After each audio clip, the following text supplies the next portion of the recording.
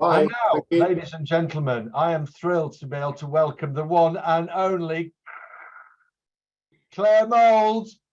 Claire, as some of you will know, because she's been doing some of our recent workshops on emotional intelligence, Claire is the director of Curve Strategic, and Claire is going to be talking about emotional intelligence and why it is a fundamental in the workplace. And actually, Claire, you may, I don't know whether you've been listening from the word go, but the good news is both Anne and David, both of them, if you're going to talk about emotionally intelligent leaders, there they are. They have set the stage perfectly for you. So without further ado, I'm going to hand on to you. Thank you very much, Claire.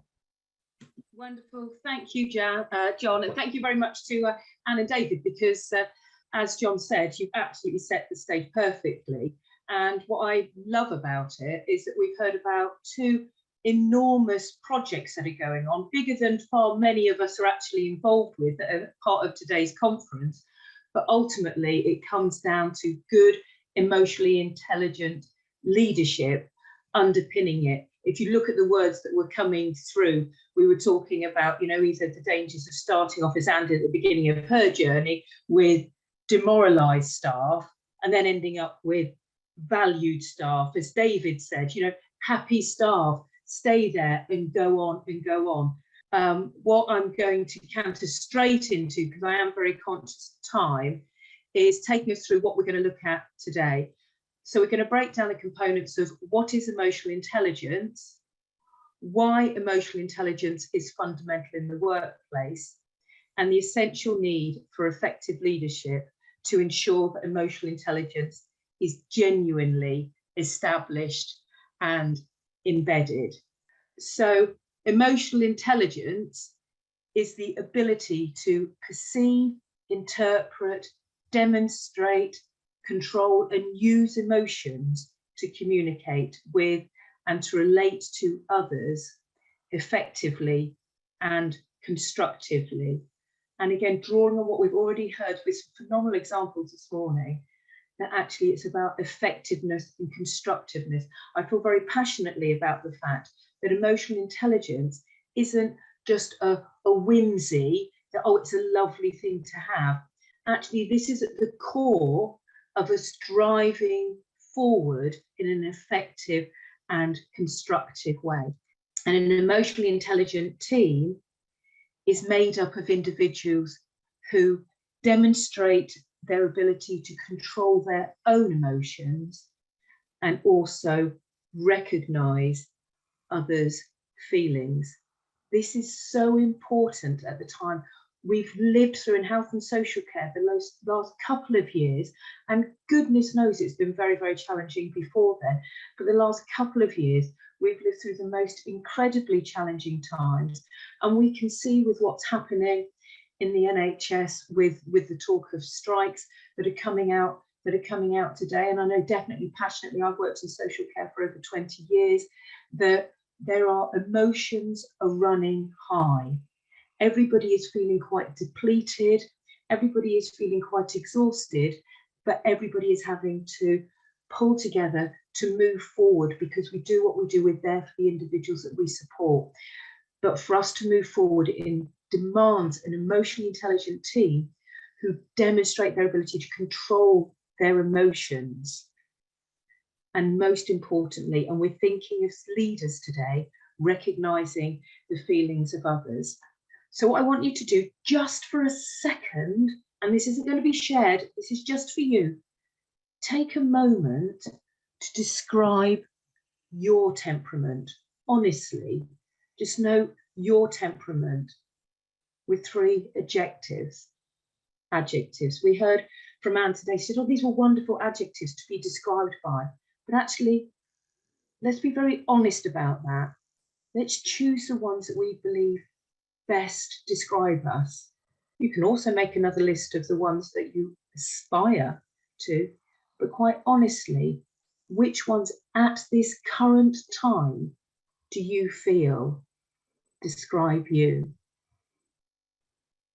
And then take a moment to consider what 3 adjectives your colleagues, your peers would use to describe your temperament.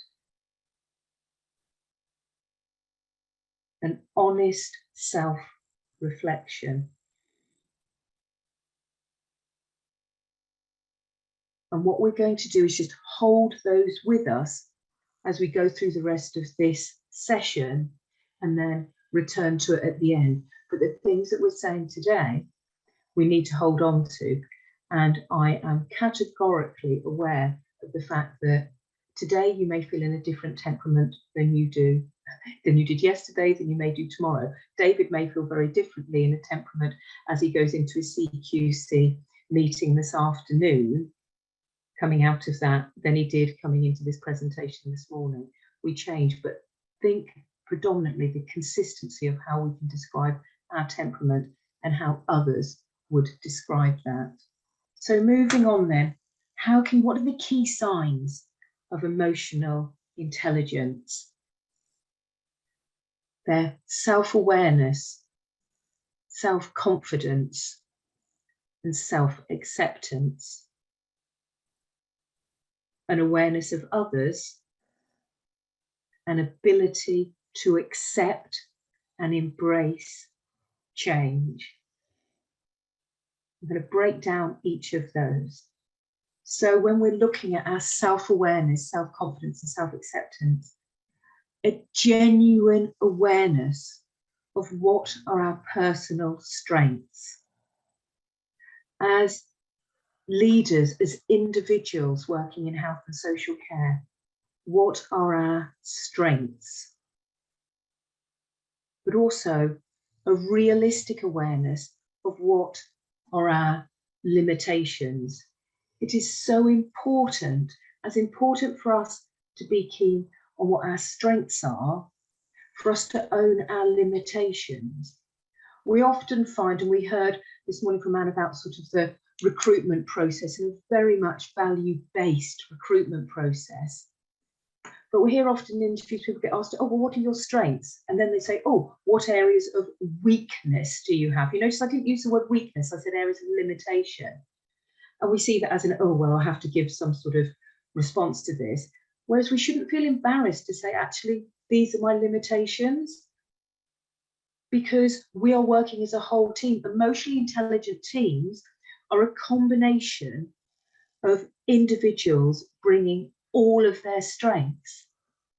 It's absolutely impossible for leaders and individuals working within teams to have strengths in all the areas. They need to be open of what their limitations are. Then the intelligent leaders can bring in people that have the strengths where they've got the limitations, and everybody has shared ownership. Everyone works towards the goal in a collaborative way. Secondly, sounds a bit daft, knowledge of why you do the things you do. But so often we get used to, we just go on, we go on, we go on. And I support an awful lot of health and social care organisations that are spiralling at the moment towards a demoralising negative stance. And yet I'm trying to intervene and no, but we can't because we've got to do this. So no, stop, hold on. Why are you doing this? One of the questions that I get when I'm actually working with people, when I go in and I do interventions to stop organisations that are at point of threat of closure, to say, right, stop. Why do you do what you do? And the first thing they do is they roll their eyes a little bit and say, oh, I don't know, you tell me, why do I do it? I could be earning so much, why I could be doing this. And I go, no, breathe. Why do you do what you do?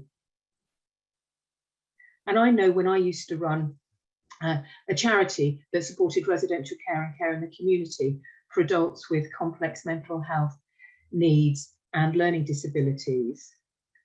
And our strapline was working to enable their independence. And ultimately, let's say, if whatever you do is enabling their independence, then that's the most important thing, most important than anything else. Let's not get drawn down in the other details. Let's focus on why do we do, let's be honest about why we're doing this. Acceptance of responsibility and criticism. And that's you working with your whole teams, being aware of what you are responsible for. Sometimes I work with teams and they go, oh no, we don't really like to have any structure. We're sort of just one big team that works together. And you go, no, actually, you need to know who is responsible for safeguarding, who is responsible for health and safety, who is responsible on a Friday for bringing in the cakes. You know, we need to know that, but also acceptance of criticism. We are not going to get everything right all of the time. And we need to create an environment where people can say, actually, Claire, do you know what? I'm going to push back on that a little bit. That wouldn't work here. I don't agree with you. And an acceptance to say, actually, good point, well made. I don't altogether agree with your point, but I do see in this scenario where you are coming from. So let's work together to come up with a workable solution. Acknowledging accountability for mistakes. How refreshing was it to hear somebody at the top of their game, David, just now turning around saying, I made a mistake there. How great must it be to have a leader at such a high position that is admitting that, actually, do you know what, I made a mistake. But he learned from it and moved forward and actually are far stronger as a result of that. That makes me feel far more confident as one of your team to say, actually, David, I think I made the wrong call there. I think we need to rethink on this. How refreshing is that to hear? Take accountability for your mistakes. Don't wallow in them, learn from them, move forward. Awareness of others. This isn't all about us just looking to ourselves. Emotional intelligence is having a strong sense of curiosity, particularly about other people, watching those people. Again, we've heard, you know, this has provided me, Anna and David, you provided me with wonderful examples today. You know, that visibility, being out and about, being curious. How are other people? How are they getting on? What are they doing? Not this distance person that you're just all in silos. We need to be really, really mindful of this. I know that hybrid and remote working works incredibly well for a lot of people at the moment, but we've got to keep our sense of curiosity strong, keep our awareness of what are people up to, moving on, feelings of empathy and concern for others. How are they at the moment? The sensitivity to how other people are feeling. What are their circumstances? How are they moving? You know, how are they, you know, what's going on in their lives?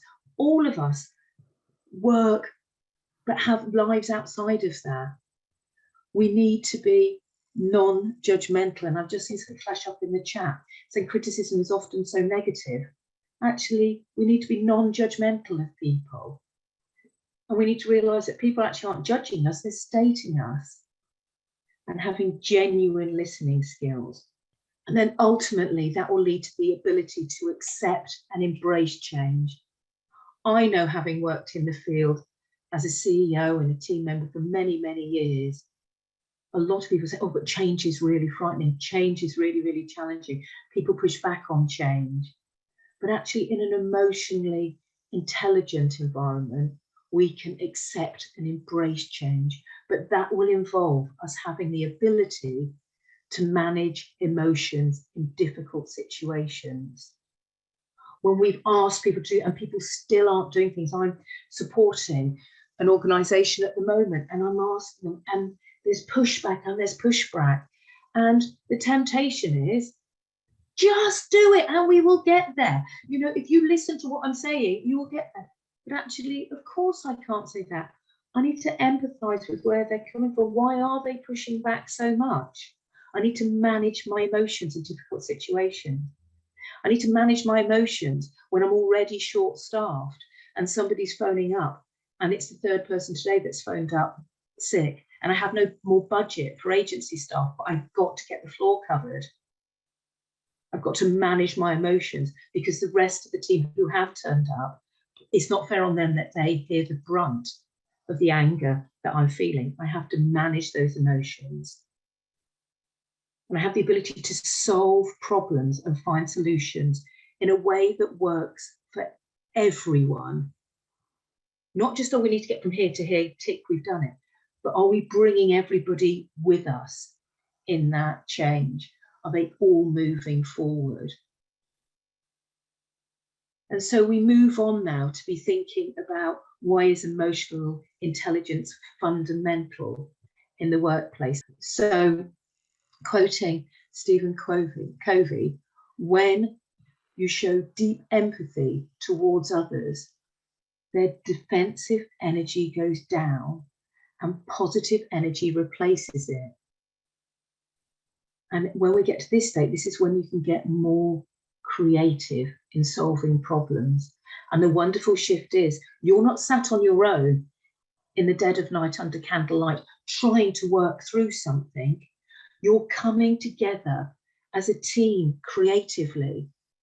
And it is the most wonderful feeling in the world when you're trying to work things out, and a team member said, but you know what?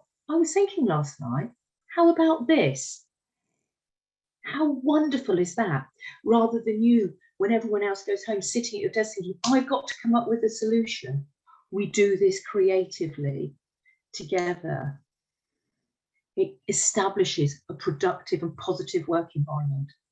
Unfortunately, if we don't do that, the opposite happens. As Charles Blow says, one doesn't have to operate with great malice to do great harm. The absence of empathy and understanding are sufficient. If we don't feel valued, we don't feel that we're being listened to. Again, returning to Anne's very first slide, when she first went into that incredibly challenging scenario, her first word was, staff feel demoralised.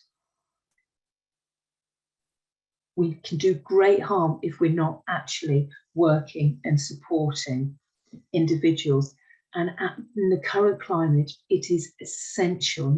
And this slide I've shared with colleagues in these chapters before. More than half, 57% of all employees feel worn out by work. This really, really gets to me that yes, we are aware, we talk about work-related stress, but saying that you're feeling worn out, absolutely worn out. I wonder when we stop and have a cup of coffee in a moment, you know, we're thinking, am I feeling depleted? Am I feeling worn out? This is how incredibly loyal members of health and social care are forced to thinking about going to strike action and such. They're feeling worn out. We need to be addressing this because this is impacting wider than just people's working lives. It's beyond that. When asked, 40% of staff say that after work they don't have enough energy for their family, friends and other activities. I've certainly felt that. I've certainly felt that. Actually, do you know what? I'm so exhausted. I can't even speak. And it's, you know, again, I'm sure I can't see people's faces, but I'm sure that's the same. 32% of women, I don't know why they separated out women in this survey, but those of women feel that they need an alcoholic drink after finishing their day. 28% of workers use prescribed medication to feel better. These are colleagues that are coming in, they can't talk to their families, they're too exhausted, they need a drink, they need to take some prescribed medication. And these are the souls that aren't signed off with stress. These are the souls that are still coming into work. And I'm going to quote one of our colleagues, which I'm so thrilled that he's able to join us today, Derek Mowbray, who speaks about psychopresenteeism. This is the detrimental impact of people coming into work when actually they're depleted. Derek refers to people who go to work but involuntarily cannot concentrate on their work, and they fall into an expanding iceberg of those experienced psychopresenteeism. They are present but cannot concentrate and therefore underperform. And this leads to serious drops in productivity. And unfortunately, many people, many colleagues in health and social care wait too late, wait until they're ill, wait until they get to a point where they have to be signed off. before this is picked up and addressed. And this is a huge cost to the organisation. A recent estimate from the Parliamentary Information Office put the cost of psychopresenteeism at £60 billion per year. I invite you all to have a look at the work that Derek's doing with the Management Advisory Service and look at the website, because he's written some phenomenal articles in regard to this.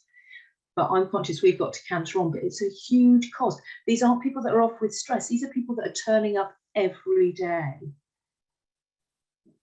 So moving forward then, as I'm aware, in the last few minutes of this presentation, let's have a look at what we can do positively to make an emotionally intelligent team effective.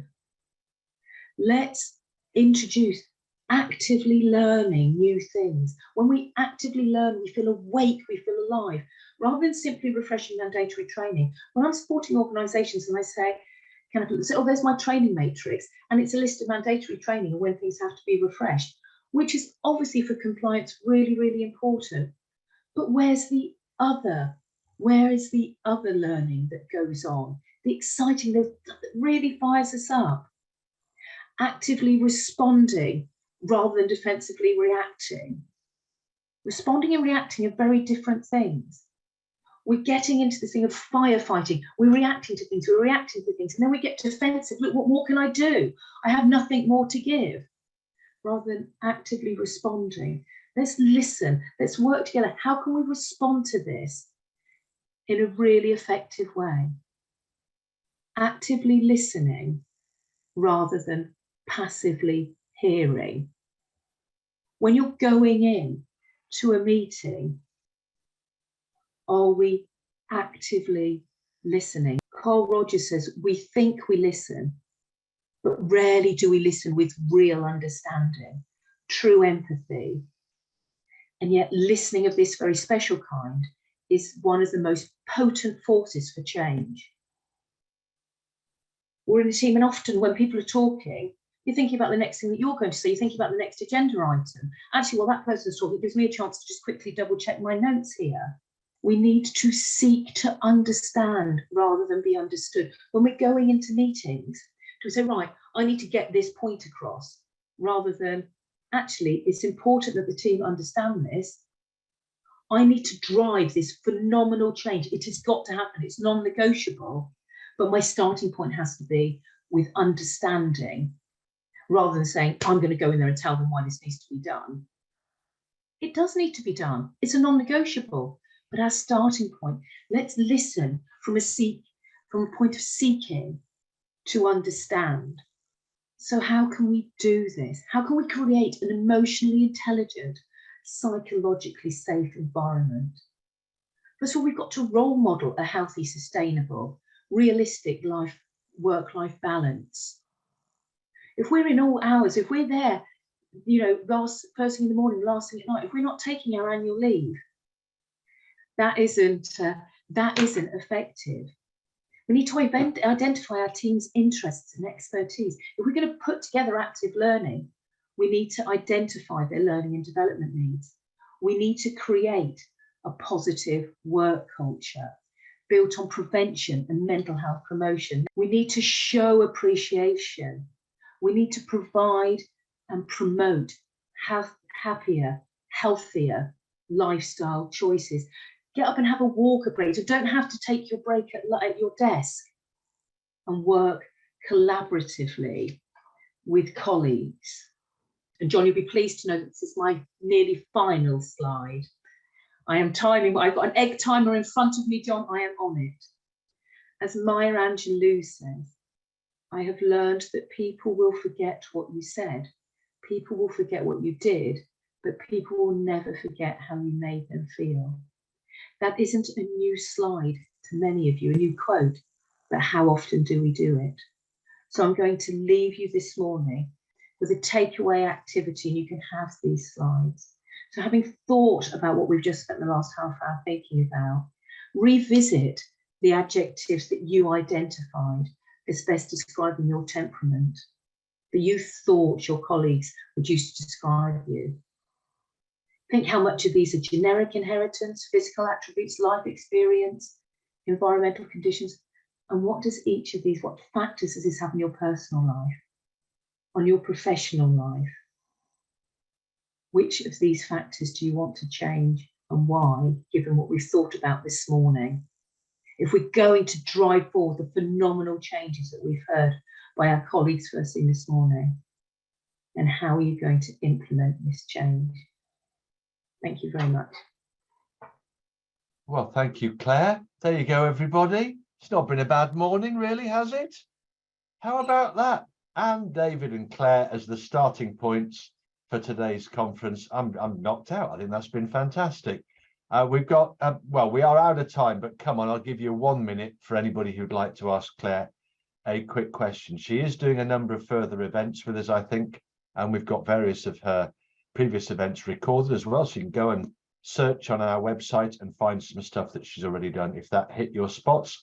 John Matthias says, do you have any recommendations for managing staff who have low levels of emotional intelligence, particularly self-awareness? Yes, I do, and I'm very, very conscious of time. So anybody, you know, on LinkedIn, find me there. If anybody wants to carry on this conversation there, please do so. John, if you want a further conversation about this, I'm very, very happy to do it. But the starting point is, when people aren't self-aware, is realize this is going to take time. And this is where you have to manage your emotions, because I'm sure you're getting incredibly frustrated. But it's take the time to find your point of entry with them. What are they passionate about? What are they interested in? What can you empathize with them? They will be interested in something, even though it's something that's quite obscure, and then start a conversation with where they're at, and then begin to pull on that thread, how good it is to work through and say, actually, how good it is to actually listen. And sometimes it's got to be said, we can start with this point, and then if people are still not listening, we can be very assertive when we're emotionally intelligent as well. We're very kind, but assertive, and actually take some time aside and say, actually, do you realise the impact that this is having on other people? Because people that aren't self-aware obviously don't realise the impact. They don't realise that just the tone of the email. And I've said to people before, actually, could you stop rolling your eyes in meetings? Actually, could you just read back how you're sending emails out? That's sounding very, very snappy, and just get people and just work through with people. Have the confidence to take the time to say, actually, that is upsetting people. All right, I'm going to have to, I'm sorry. And like I said, catch up with me on LinkedIn, John, if you want to carry on that. Everybody, look, Jade has put up the next of Claire's events, which is on the 15th of November. It's a lunchtime event, so do come and join her there. I suspect that will be a very big turnout for you, Claire. Can I just say to you personally, on behalf of the Institute, thank you very much indeed for all that you're doing with the Institute and for your efforts today. We much, much appreciate it. Right, the rest of you, go and have a hobnob. You've probably got time to toast a muffin lightly, okay?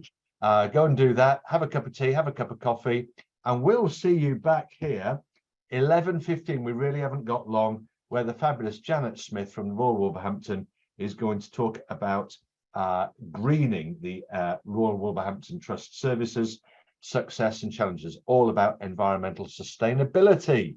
There we go. Enjoy. I'm switching my camera and mute. There we go. I'm away.